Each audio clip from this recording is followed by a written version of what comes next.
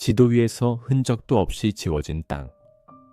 하지만 전 세계에서 가장 유명한 장소. 미국 네바다주 라스베이거스에서 북서쪽으로 약 130km를 달리다 보면 끝없는 황무지와 거친 사막이 나타납니다. 이곳엔 일반적인 지도에는 표시되지 않고 내비게이션조차 길을 잃는 기이한 구역이 존재합니다. 바로 51구역이라 불리는 곳입니다. 수십 년간 사람들은 물었습니다. 그곳엔 대체 무엇이 있습니까? 하지만 미국 정부의 대답은 늘 한결같았습니다. 그런 곳은 존재하지 않는다. 수천 명의 직원이 전용기를 타고 출퇴근을 하고 삼엄한 경비 속에서 무언가가 끊임없이 하늘을 오르내리는데도 국방부와 CIA는 입을 굳게 다물었습니다. 국가의 공식 문서 어디에서도 51구역이라는 이름은 찾아볼 수 없었죠. 존재하지만 존재하지 않는 곳. 이 모순적인 침묵은 오히려 전 세계인들의 호기심을 자극하며 수많은 괴담과 음모론의 씨앗이 되었습니다. 그러던 2013년 마침내 침묵이 깨졌습니다. 정보공개법에 따라 공개된 CIA의 기밀 문서에서 51구역이라는 명칭이 처음으로 공식 등장한 것입니다. 전 세계 미디어가 이 소식을 대대적으로 보도하며 발칵 뒤집혔습니다. 정부가 반세기 넘게 숨겨온 비밀의 문이 마침내 열리는 듯 보였죠. 하지만 사람들의 기대는 곧 차가운 의문으로 바뀌었습니다. 문서에는 그저 비행시험장이라는 단조로운 설명뿐. 우리가 진짜 알고 싶어 했던 비밀들은 여전히 짙은 안개 속에 가려져 있었기 때문입니다. 51구역의 지형적 중심은 그룸 레이크라고 불리는 거대한 마른 호수입니다. 바닥이 평평하고 단단한 소금 사막으로 이루어진 이 호수는 항공기 이착륙에 최적의 조건을 갖추고 있습니다. 주변은 험준한 산맥으로 둘러싸여 외부의 시선을 완벽하게 차단해주죠. 완벽한 요새이자 격리된 실험실입니다. 우리는 지금 손가락 하나로 전 세계 어디든 들여다볼 수 있는 시대를 살고 있습니다. 구글 어스를 켜면 에펠탑의 정교한 구조물은 물론 이름 모를 시골 마을의 대문 색깔까지 선명하게 확인할 수 있죠. 하지만 이 전능해 보이는 위성의 눈도 감히 범접하지 못하는 검은 구멍이 존재합니다. 수천 마일 상공에서 지구를 낱낱이 기록하는 렌즈가 네바다주의 특정 좌표에 다다르는 순간 화면은 기이할 정도로 흐릿해지거나 수년 전의 과거 데이터로 대체되곤 합니다.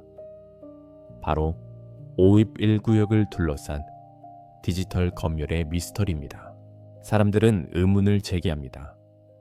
모두가 그 위치를 알고 있는데 굳이 지도에서 가리는 이유가 무엇인가? 이것이 바로 정보화 시대의 가장 역설적인 풍경입니다. 51구역을 위성 지도로 검색해보면 주변의 거친 암석과 사막의 질감은 놀라울 정도로 선명하게 보입니다. 하지만 기지의 핵심 시설이 모여있는 구역으로 들어가는 순간 마치 누군가 붓으로 뭉갠 듯한 픽셀의 파편들이 나타납니다. 어떤 곳은 아예 주변 지형과 색감을 맞춘 가짜 이미지가 덧씌워져 있다는 의혹도 끊이지 않습니다. 국가안보라는 거대한 명분 아래 민간의 눈을 가리는 보이지 않는 손이 작동하고 있는 것입니다. 재밌는 사실은 이런 은폐 시도가 오히려 사람들의 호기심을 폭발시켰다는 점입니다.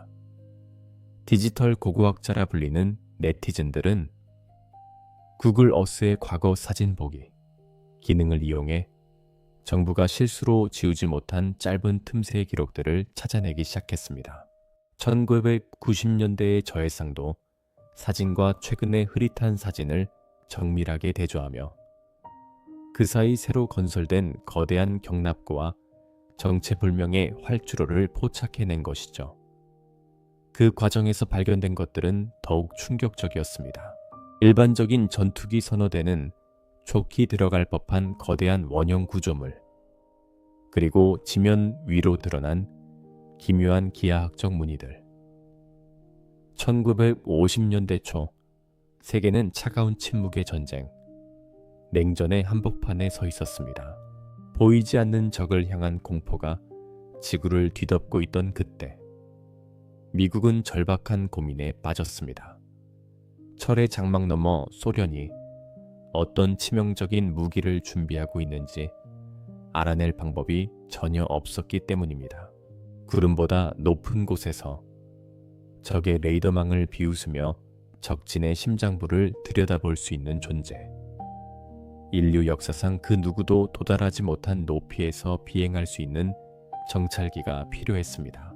이 불가능해 보이는 미션을 수행하기 위해 선택된 장소가 바로 지도에서 지워진 땅그룹 레이크, 즉 51구역이었습니다.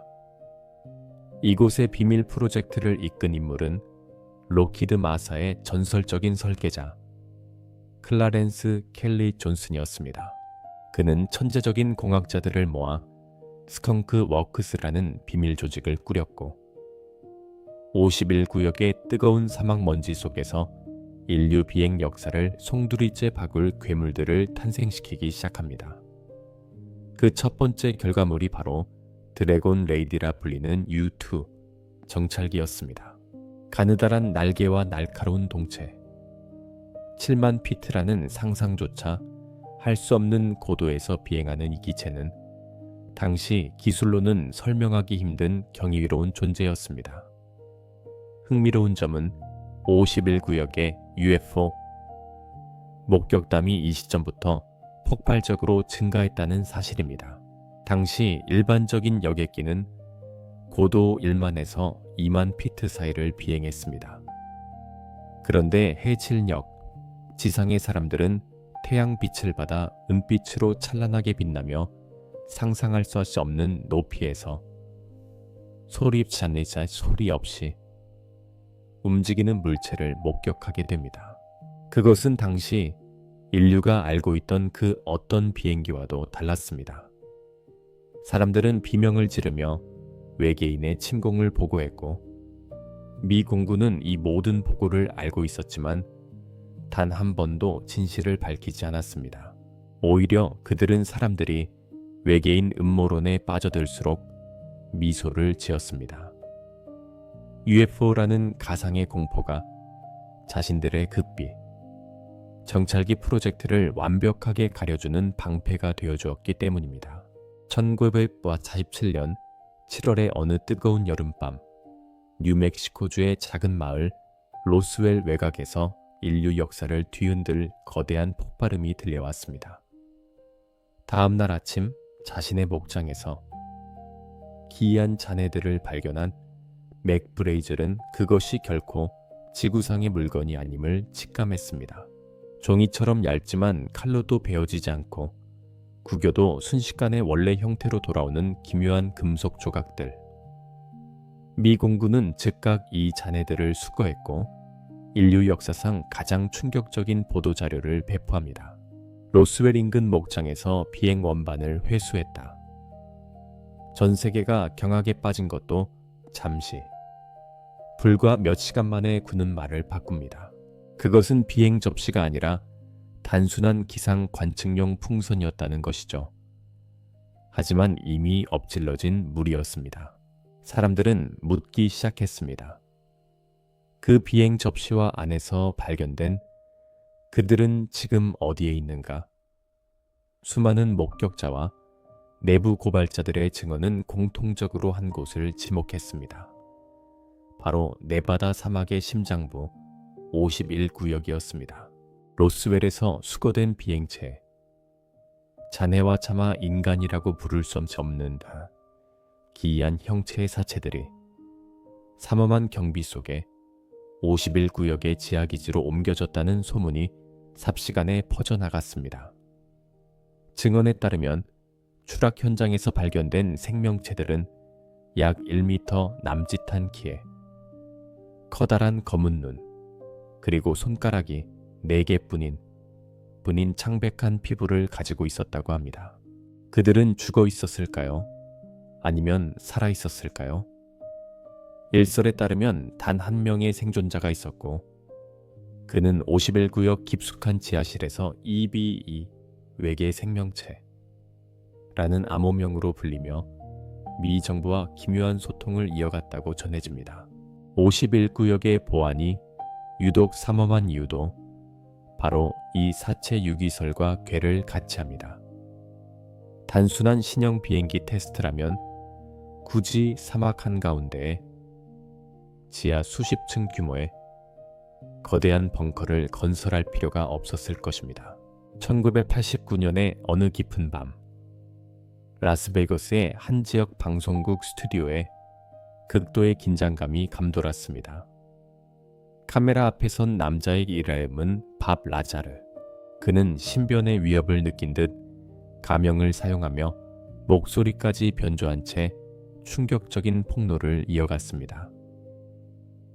나는 51구역 근처 파푸스 레이크에 위치한 비밀시설 에스퍼에서 근무했습니다. 그리고 그곳에서 인간의 기술이 아닌 외계에서 온 비행 접시들을 직접 보았습니다. 이 한마디는 전 세계를 뒤흔든 거대한 폭풍의 시작이었습니다.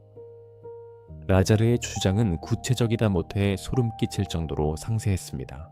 그가 안내받은 에스퍼 시설은 산맥의 비탈진 면을 교묘하게 깎아 만든 9개의 경납고로 이루어져 있었으며 각 경납고 안에는 서로 다른 형태의 비행 접시들이 보관되어 있었다고 합니다. 그는 그중 하나인 스포츠 모델이라 불리는 매끄러운 은빛 비행체의 내부를 조사하고 그 동력원을 분석하는 임무를 맡았습니다. 그가 묘사한 비행체 내부는 충격 그 자체였습니다. 조종석은 성인 남성이 앉기에 턱없이 작았으며 전선이나 계기판, 이음새조차 보이지 않는 마치 하나의 금속을 통째로 깎아 만든 듯한 완벽한 곡선의 형태였습니다. 더욱 놀라운 것은 그 비행체를 움직이는 에너지원이었습니다. 라자르는 당시 주기율표에도 존재하지 않았던 원소 105번을 언급했습니다. 이 미지의 원소가 반중열의 역파를 생성하여 시공간을 왜곡하고 비행체를 순식간에 이동시킨다는 것이 그의 설명이었습니다. 현대 물리학의 상식을 정면으로 거스르는 이 역설계 프로젝트의 목적은 단 하나, 외계의 기술을 복제해 미국의 군사력으로 만드는 것이었습니다. 폭로 이후 그에게 돌아온 것은 정부의 무자비한 보복이었습니다. 그의 졸업 기록과 고용 기록은 하룻밤 사이에 흔적도 없이 사라졌습니다. 하지만 그로부터 수십 년 후 그가 언급했던 원소 벨스 모번이 실제로 발견되어 주기율표에 등록되면서 그의 이야기는 다시금 주목받기 시작했습니다. 네바다주 사막의 끝자락, 먼지 날리는 비포장도로를 따라가다 보면 어느 순간 공기의 흐름이 바뀌는 것을 느낄 수 있습니다. 주변엔 그저 황량한 바위산과 선인장뿐이지만 당신은 본능적으로 깨닫게 될 것입니다. 수천 개의 보이지 않는 눈이 당신의 일거수일투족을 감시하고 있다는 사실을 말이죠. 도로 한복판에 갑자기 나타나는 경고판은 보는 것만으로도 온몸에 소름이 돋게 만듭니다. 금지구역, 무단 침입 시 벌금 및 구금, 치명적인 무력 사용 허가, 그리고 그 경고판 너머 언덕 위에는 정체불명의 흰색 픽업 트럭들이 마치 망령처럼 서 있습니다. 사람들은 이들을 카모듀드라고 부릅니다. 그들은 누구일까요? 군인도 경찰도 아닌 위장복 차림의 이 사내들은 얼굴을 가린 채 미동도 없이 침입자를 내려다봅니다.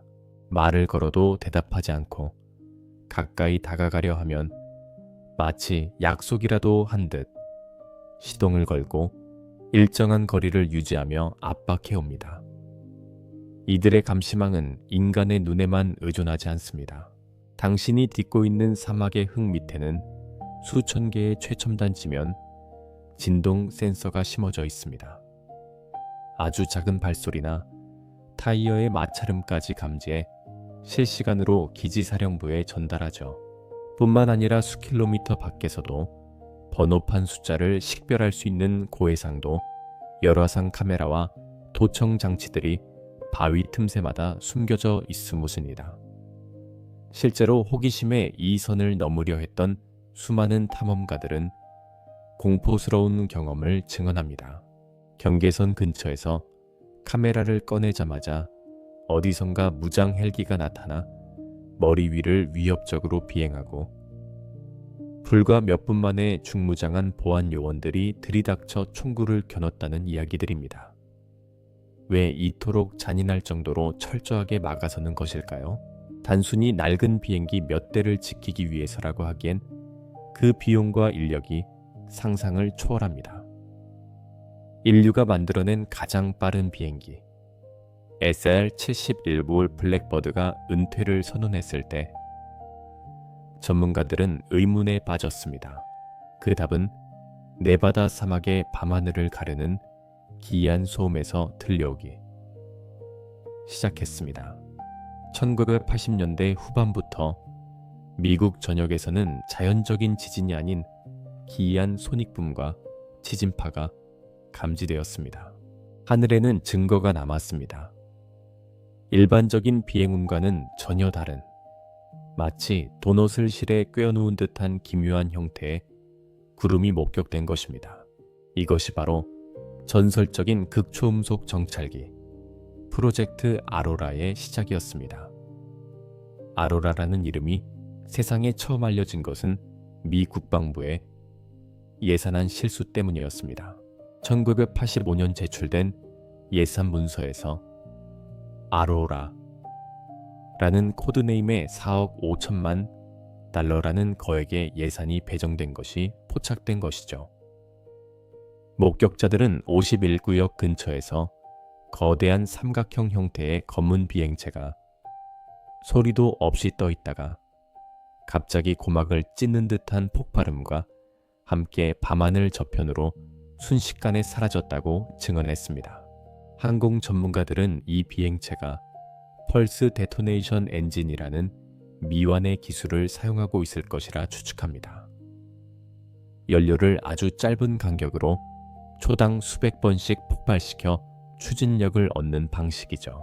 일각에서는 아로라가 단순히 인간의 공학적 산물이 아닐 수도 있다는 가설을 제기합니다. 밥 라자르가 언급했던 외계 기술 역설계의 결과물이라는 것이죠. 정부는 여전히 아로라의 존재를 부인합니다. 하지만 51구역의 활주로는 날이 갈수록 길어지고 있으며 밤마다 들려오는 그 기이한 폭발음은 멈추지 않고 있습니다. 기술의 정점과 음모론의 경계에 서 있는 이 검은 삼각형에 그림자는 이제 우리에게 묻고 있습니다. 우리가 알고 있는 과학의 한계는 과연 누구에 의해 정해진 것인가 하고 말이죠. 2019년 6월 전 세계의 이목이 집중된 페이스북의 한 페이지에는 믿기 힘든 공고가 올라왔습니다. 51구역 습격, 그들은 우리 모두를 막을 수 없다. 농담처럼 시작된 이 이벤트는 순식간에 불이 붙어 200만 명이 넘는 사람들이 참여 의사를 밝혔습니다. 일본 애니메이션처럼 양팔을 뒤로 뻗고 달리는 나루토 런으로 기지를 향해 돌진하자는 황당한 전략이었죠. 하지만 미국 국방부의 표정은 차갑게 굳어갔습니다. 공군 대변인은 이례적으로 무장한 군대가 기지를 보호하기 위해 대기하고 있다는 서늘한 경고를 던졌습니다. 약속된 그날, 네바다주 사막의 작은 마을 레이첼에는 수천 명의 외계인 분장을 한 사람들이 몰려들었습니다. 비록 대규모 돌격은 없었지만 이 사건은 51구역의 역사에서 아주 기묘한 변곡점이 되었습니다. 수십 년간 공포와 경외의 대상이었던 비밀기지가 이제는 하나의 거대한 문화 아이콘이 된 것입니다. 오늘날 51구역은 단순히 지리적인 장소를 넘어섰습니다. 영화와 드라마의 소재가 되었고 전 세계 관광객들을 불러들이는 강력한 브랜드가 되었습니다. 하지만 우리가 잊지 말아야 할 사실이 있습니다. 축제가 끝나고 구글 어스의 지도가 다시 흐릿해지는 그 순간에도 51구역의 견고한 강철문 뒤에서는 여전히 무언가가 움직이고 있다는 것입니다. 그것이 반중력 엔진이든 차세대 무기체계이든 상관없습니다. 51구역이 상징하는 진정한 미스터리는 그곳에 무엇이 있느냐가 아니라 인간이 결코 알아서는 안 될 영역이 여전히 존재한다는 사실 그 자체일지도 모릅니다. 지도에서 지워졌던 땅, 위성조차 외면했던 픽셀의 공백 속에서 우리는 무엇을 보았습니까? 진실은 여전히 그룸레이크의 마른 호수 바닥 아래 깊은 곳에 숨겨져 있을 것입니다. 51구역의 전설은 끝난 것이 아니라 당신의 상상력이 닿는 그곳에서 지금 이 순간에도 새로 쓰여지고 있습니다.